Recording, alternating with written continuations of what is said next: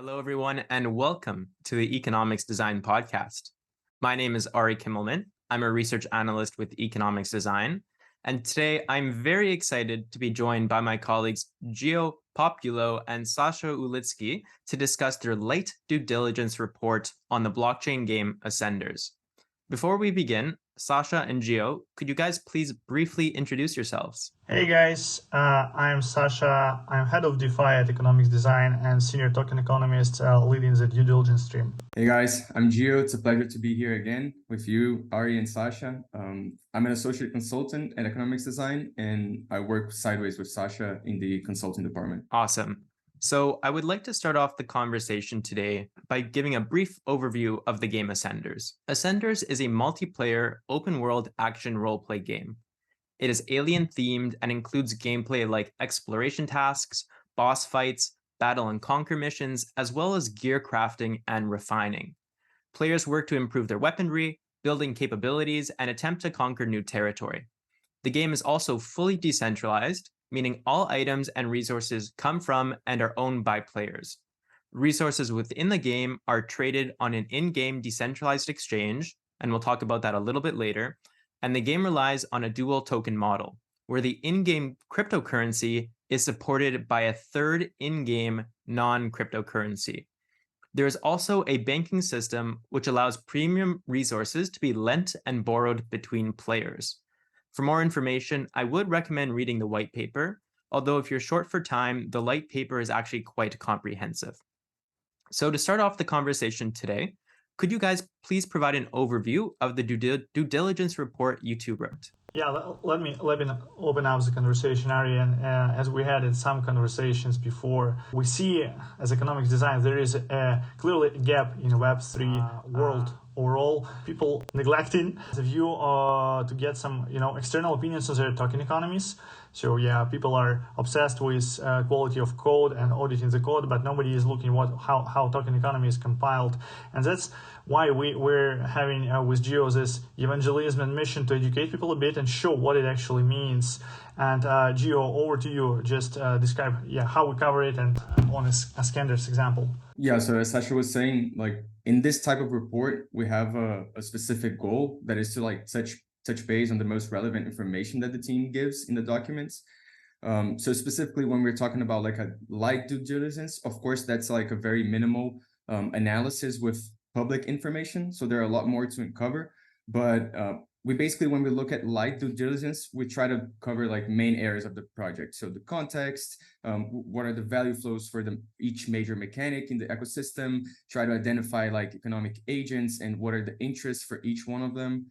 And also, of course, define the token utility. In this case, there are two. It's a dual token economy. And maybe the most important, the key risks. So that's kind of the structure that we try to go when we're talking about a light due diligence. Great. So now that we have outlined the overview, I want to dive into a couple concepts, outlined within the report. So let's start off with the banking system as well as the DEX. So could you guys briefly explain how those work, as well as the risks associated with implementing each of these systems? Yeah, that's actually a very interesting structure that the Ascenders team created. In the paper, I call it financial system, right? To aggregate the banking system and the DEX together. So I call that financial system. Basically, what they did is that they created a bank that enables people to like balance the resources, the in-game resources, as the time goes on. So like players can come into the bank and borrow or lend their resources in exchange for interest if they're lending, and premium resources if they're putting AGC as collateral. So like pretty much they made a way for people to get loans on top of either premium resources or the AGC, which is the governance token. And then on top of that, they put an in-game DEX resource trading. So they have every resource that they have, it has kind of a specific token for itself. And they have this in-game DEX that provides you a price depending on how the supply of the resource is in the pool. So this opens up for a lot of new things, such as like speculators. So if a player thinks that prices will fall for a specific resource, it can borrow those resources, sell it on the DEX, wait a little bit, repurchase it, and then pay back the loan that they got, which gives them like a spread So that's a very interesting way for players to actually regulate the supply and price for each of the resources naturally as the game dynamics goes on. Yeah, and probably building on what Gio said, I think it's fascinating what Iskanders have done with this financial system, because I would not recall any game that has this complexity of a banking system and technically AMM for their NFTs. But with that said, Ari, it comes with real lots of risk, because it's a very small economy, especially at the start.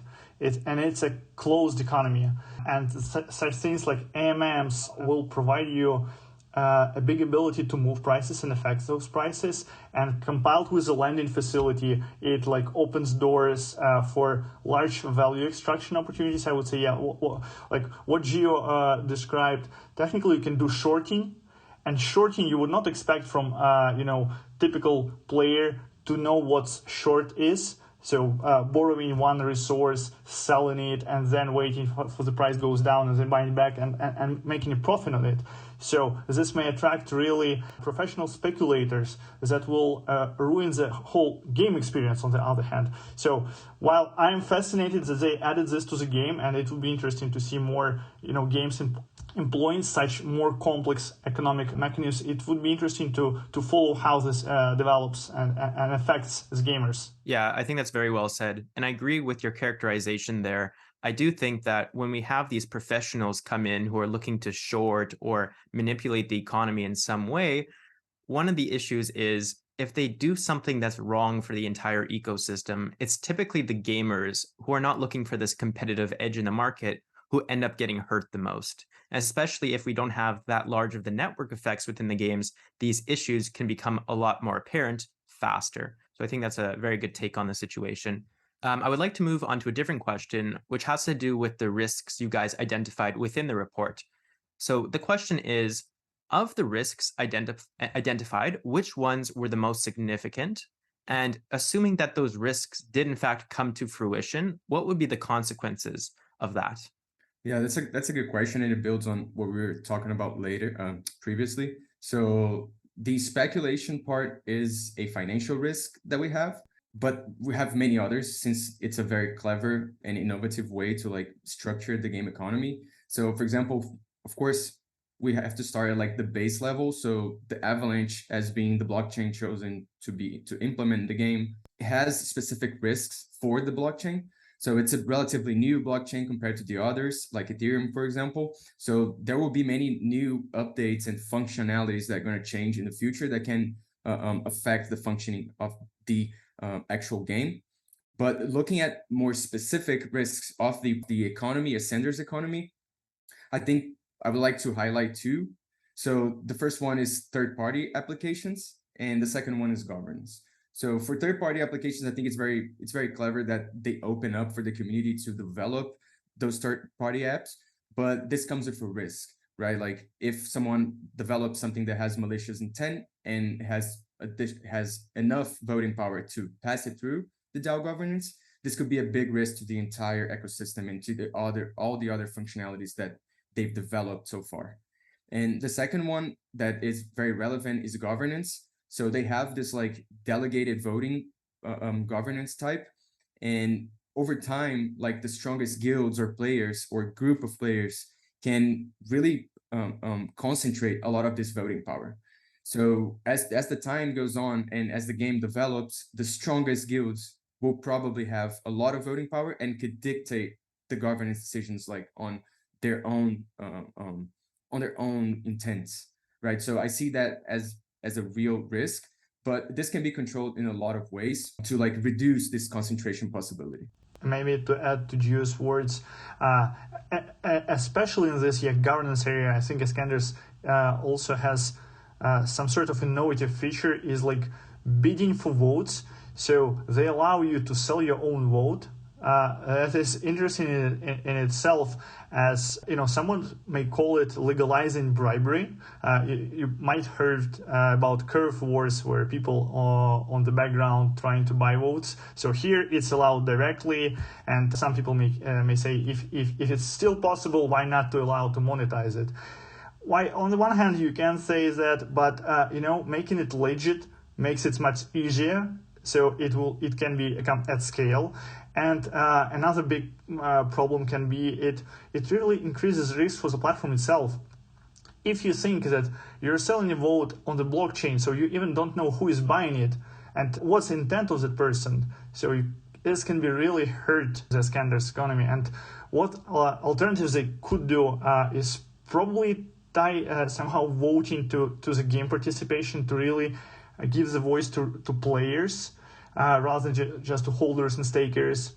Also have some long-term locking commitments from those who get their this V token, to ensure at least the long-term skin in this game from those who vote. So this indirectly assumes they will vote in favor of the platform rather against the platform. Yeah, and I think building onto that, the main thing that I thought it creates that risk is that they leave it open for what kind of fee people can charge for selling their votes. So that basically creates a financial incentive for you to go to the one who pays you the most, and not the one who is most aligned in terms of governance with you. So maybe if they had like a fixed fee, for example, for every delegator, if it was the same for everyone, then people would choose whoever is more aligned with what they believe is good for governance, and not only looking for financial incentives. So I just wanted to touch base on that because I think it's also an important point. I think it's interesting that we're going to assume that certain people will act as bad actors when it comes to taking advantage of this voting process. But I think perhaps a different perspective on the subject is people, as well as these guilds, might not be able to actually manipulate the economy as they intend if they want to do so in like a bad way, for example. So I think that when it comes to economy balancing, this is quite a tedious process, and manipulating one area might have an unattended effect on another area. And so while I do potentially see this as being an issue, perhaps a more significant issue is really the lack of knowledge about how to sufficiently balance the economy over time, and how, if you are part of the DAO, for example, not having the proper resources or proper people to speak to in order to make those changes effectively. So that's an idea that I had when reading the white paper. Yeah, I agree. So I would like to move on to the next question for today, which is based on some of the risks identified. So my question is, there is a concern about, let's say, the risks of exploiting token pools, and that was outlined in the report. I'm wondering if you could share a little bit more information about how people might exploit these token pools. Yeah, I think this comes to the points we had prior on the banking system overall, and exploiting the AMM in itself. Again, we need to think of this from perspective of closed loop economy, where you, especially at early stages, possibly can also predict the supply of resources. So having predictability of new supplies minted, understanding the prices in the pool, and have ability to lend, like it's probably a perfect thing to construct some good attack and move prices in the direction you need. So I think there should be some levers for scanners to manage these situations, and as typically NFTs, employ floor prices. I think scanners should have something like ceiling prices, and whenever on the market there is some hot movement up and some resources move like skyrocket in prices, there should be immediate mint of those resources to cool down the prices. That will to somehow disadvantage folks from manipulating with the pools. The other potential solution can be some lockups. Whenever you buy a resource on IMM, there is a cooldown, 1 hour, so you cannot use it. And this technically disadvantages you as well as an attacker, that there can be some price movements that you will lose your benefit. Yeah, I think Sasha covered most of it. When we're talking about a closed loop economy, of course, you're restricted to the agents within that ecosystem. So any very big movements from like biggest guilds or whales in the ecosystem can really shift things. So for example, like depending on how liquid the token pool is for a specific resource, a single guild could go there and like flood the market with the resource and just dump the price, or just go in and purchase most of the other resources and skyrocket the price, like Sasha said, in their own benefits. So I think that like this is a big exposure that is very easily exploited when we're talking about a closed loop system, especially at the first stages of the project. And Ari, at the end of the day, the pure, true gamer will suffer from this, because you're playing the game and you want to craft something or build something, and you cannot predict the prices because big boys are playing to make profits on the markets. So that's a big challenge can be. Yeah. Agreed. I would like to move on to my next question, which is how you guys evaluate different risk levels. So in the report, for example, the risk of large guilds leveraging the legalized bribery system that we were just talking about was given a medium risk compared to the risk associated with using a newer blockchain like Avalanche, and that was rated as medium to high risk. So I'm wondering if you guys could explain what factors are considered when choosing a risk rating. Yeah, so if you look at this, there are two ingredients basically for any risk assessment. First is the impact. So if risk realizes, what the impact will be on economy, and it's in monetary terms or reputational terms. And the second one is a probability of that risk crystallizing. So how you assess how probable it can be. And that drives the final risk rating. But I will let Gio just to explain our listeners. Yeah. So as Sasha said, we have two things: so effect and probability. But when we're looking at those two and how critical each one of these are, it's important to understand that the probability for it to happen is less important than the consequence of the risk. So, for example, if there is a risk that is almost certain to happen, but the consequences are not very significant, this would be a medium risk. And on the other hand, if there is a risk that is very unlikely to happen, but its consequences are severe in case they happen, so there would be like large financial losses or the entire system would break, it would be a very high risk, even though it's an unlikely thing. So I think every time you're looking at a risk, you're going to be weighing these two variables. So what's the likelihood and what's the consequence, and always focusing on the consequence being the most important. Got it. That makes perfect sense. So we know that designing a game that allows for a decentralized governance creates a new set of risks compared to a centralized game. So I'm wondering if you guys could outline the risks in both of these models and what steps the team could take to address these risks, or also if you have personal recommendations or suggestions based on the risks identified within the report as well. Yeah, that's actually a very interesting topic, and I think one of the most relevant topics in the past couple of years, that is like, what's the perfect level of decentralization or centralization, or if it's the best thing is fully decentralized. And I think we don't have the answer for that yet. I think it depends a lot on the type of protocol and ecosystem we're talking about. But this is a very fine line, right? So when we're talking about gaming, for example, blockchain it's a great innovation because it gives powers to the games rather than like the game publishers, for example. So when we think of that, the first thing that we think is, okay, so we need a fully decentralized ecosystem. But when we're talking about efficiency and project development, full decentralization isn't the best option. So the game needs some type of independence to keep developing and to keep making decisions, to keep hiring people in a timely way. So fully decentralized isn't the best option for the beginning. In the Ascenders, for example, what they did is that they plan on doing like a gradual decentralization. So they start as a centralized kind of entity in which the assets are decentralized, they are in the blockchain, but decisions are pretty much made by the Ascenders team, since they have most of the voting power and governance. And then once time goes on and more players start coming in and to aggregate, to accumulate more voting power, this starts to get more decentralized. So I think what they're doing is that they're coming from a centralized to decentralized gradually as the project develops. And I think this is one of the structures that has worked in a lot of the projects they're trying to develop. Yeah, I think Andreessen Horowitz even invented a name for that: progressive decentralization.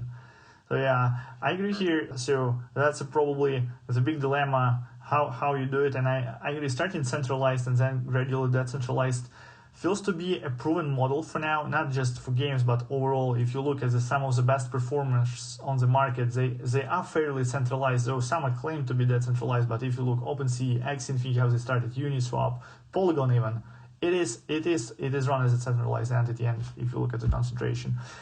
Specifically to the games, I think there are a couple of caveats to think about. First, the level of complexity. When you do construct decentralization for something like a DeFi project where it's clearly extrinsic motivation and incentive loops, so it's a business. You do something and you get something.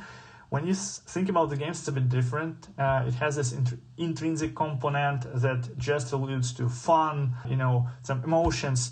And I don't think it can be done properly done in a decentralized manner. And also, if I'm a fan and a player of some game, would I want to be part of designing all those features? Because then I'll lose the fun element of that. It should be something spontaneous in the game. So I think for the games, it might be some sort of decentralization, but in terms of management, treasury or something like that, but not more than that. Cool. So I'll move on to our last question for the conversation today, and that is, what are some important things that you would recommend to our listeners as they're performing their own due diligence for DeFi protocols, or in this case, blockchain games like Ascenders?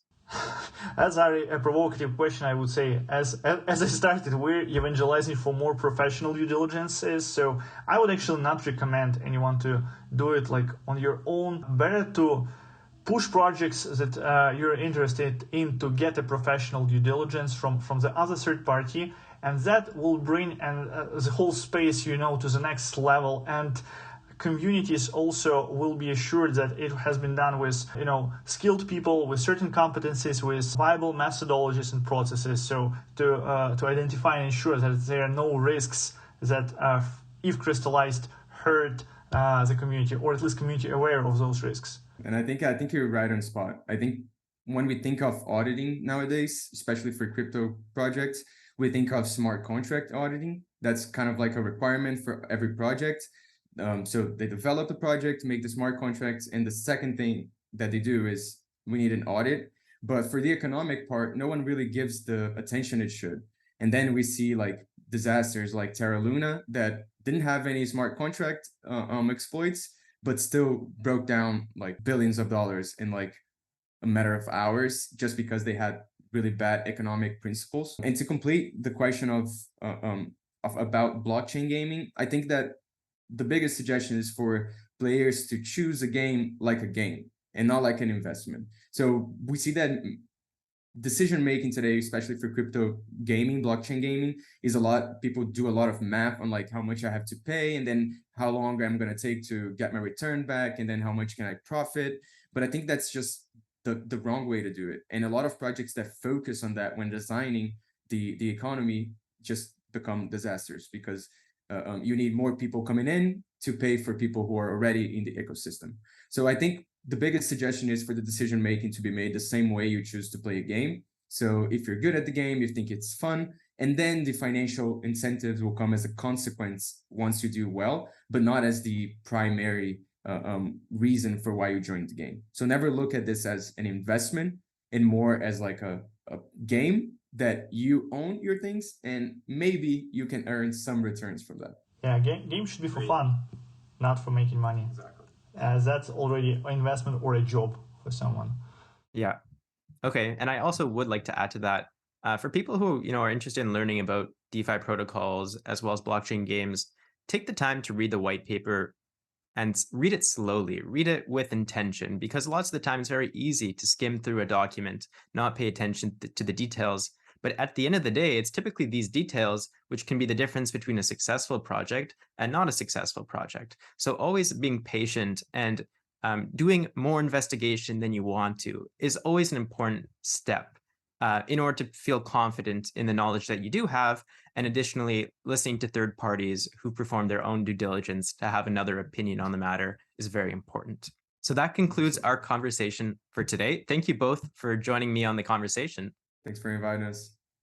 My pleasure. If you like this discussion, please consider giving it a like and subscribe to our podcast and YouTube channel for more videos like this.